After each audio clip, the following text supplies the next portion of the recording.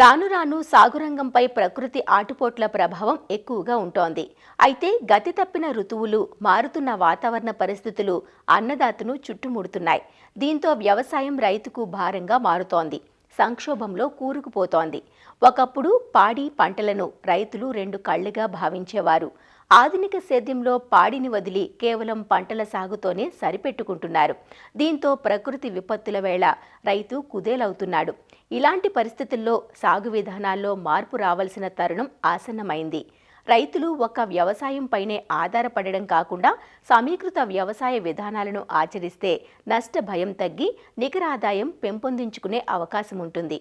పంటల సాగుతో పాటు పశుపోషణ, కోళ్ల పెంపకం, చేపల పెంపకం, జీవాల పోషణ వంటి అనుబంధ రంగాలను మేళవించడమే సమీకృత వ్యవసాయం. దీనివల్ల ఒక రంగం నుంచి వచ్చే వ్యర్థాన్ని మరో రంగానికి అర్థవంతంగా ఉపయోగించుకోవడం వల్ల రైతుకు ఖర్చులు తగ్గి నికర ఆదాయం పెరుగుతుంది. సమీకృత వ్యవసాయ విధానాలు రైతుకు అన్ని విధాలా మేలు చేస్తాయంటూ వివరాలు తెలియజేస్తున్నారు ఆచార్య ఎన్జీ రంగా వ్యవసాయ విశ్వవిద్యాలయం, పశ్చిమ గోదావరి జిల్లా మారుటేరు ప్రాంతీయ వ్యవసాయ పరిశోధనా స్థానం సస్య విభాగం ప్రధాన శాస్త్రవేత్త డాక్టర్ సహదేవరెడ్డి. ఇక్కడ all India coordinator research project on integrated farming systems అనేది ఒక పరిశోధన చేస్తున్నాము. సమీకృత వ్యవసాయము అని అంటారు. సమీకృత వ్యవసాయము అంటే వ్యవసాయమే కాకుండా వ్యవసాయంతో పాటు అనుబంధ రంగాలైనటువంటి పశువుల పెంపకం కానీ, తర్వాత కోళ్ల పెంపకం కానీ, చేపల పెంపకం కానీ, గొర్రెల పెంపకం కానీ, ఇవన్నీ అనుబంధ రంగాలన్నీ కూడా చేయడాన్ని సమీకృత వ్యవసాయము అంటారు. ఈ సమీకృత వ్యవసాయంలో ముఖ్యంగా ఒక వ్యవసాయ రంగం మీదనే కాకుండా అనుబంధ రంగాల నుండి కూడా మనకు సంవత్సరం పొడుగునా జీవనోపాధులు అనేటివి కూడా ఉంటాయి.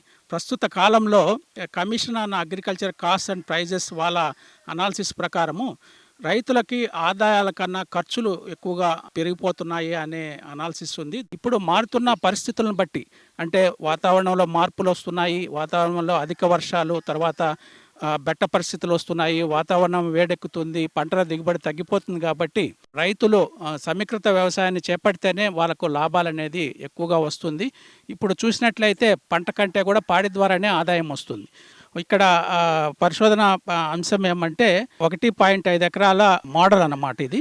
దీంట్లో వరిలో చేపల పెంపకము, తర్వాత 2 ఆవుల పెంపకము, తర్వాత ఒక 30 కోళ్ల పెంపకం అనేది ఒక యూనిట్గా తీసుకునేసి పరిశోధన అనేది చేయడం జరిగింది. ఈ 1.5 ఎకరాల విస్తీర్ణంలో 45% పంటలకి, 30% ఉద్యానవన పంటలకి, తర్వాత ఒక 20% చేపల పెంపకానికి, ఒక 5% గేదెలు కోళ్ల పెంపకానికి ఏరియా కేటాయించడం అనేది. ఇక్కడ ఆదాయ వ్యయాలు చూసుకున్నట్లయితే మామూలుగా డైరీ ద్వారానే 30% నెట్ ఇన్కమ్ అనేది రైతులకు వస్తుంది.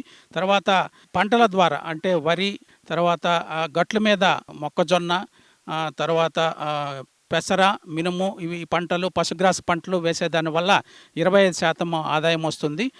ఉద్యానవన పంటలు అంటే ఈ గట్ల మీద అరటి చెట్లు, జామ చెట్లు, కూరగాయల పంటలు, పూల మొక్కలు అన్నీ చేసేదాని వల్ల 15% ఆదాయం వస్తుంది.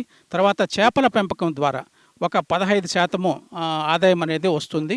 విలువలో జోడించే వలన కూడా, అంటే వరిని బియ్యంగా చేసేదాని వల్ల, చేసి అమ్ముకోవడం వల్ల కూడా ఒక 10% అనేది నికర ఆదాయం అనేది వస్తుంది. ఇవన్నీ కూడా ఈ సమీకృత వ్యవసాయం చేసినట్లయితేనే రైతులకు అనేది సంవత్సరం పొడుగునా ఆదాయం వస్తుంది. తర్వాత జీవనోపాధులు అనేటివి ఉంటాయి. సో ఈ సమీకృత వ్యవసాయంలో ఒక అనుబంధ రంగాన్ని నుంచి వచ్చే వ్యర్థాలను ఇంకొక అనుబంధ రంగానికి ఉపయోగించుకోవాలన్నమాట. అంటే రీసైక్లింగ్ చేసుకోవాలి. ఇప్పుడు వరి నుంచి వరి పంట వ్యర్థాలు, వరి గడ్డిని పశువులకు వేయాలి. పశువుల నుంచి వచ్చే పేడను, పంట వ్యర్థాలను వర్మి కంపోస్ట్ చేసి కానీ, పశువుల ఎరువును కానీ పంటకు వేసుకోవాలా. ఈ విధంగా రీసైకిల్ చేసేదాని వల్ల కొంతవరకు ఎరువుల మీద కూడా ఖర్చు తగ్గించుకొని రైతులు నికరాదాయాన్ని ఎక్కువగా చేసుకోవచ్చు.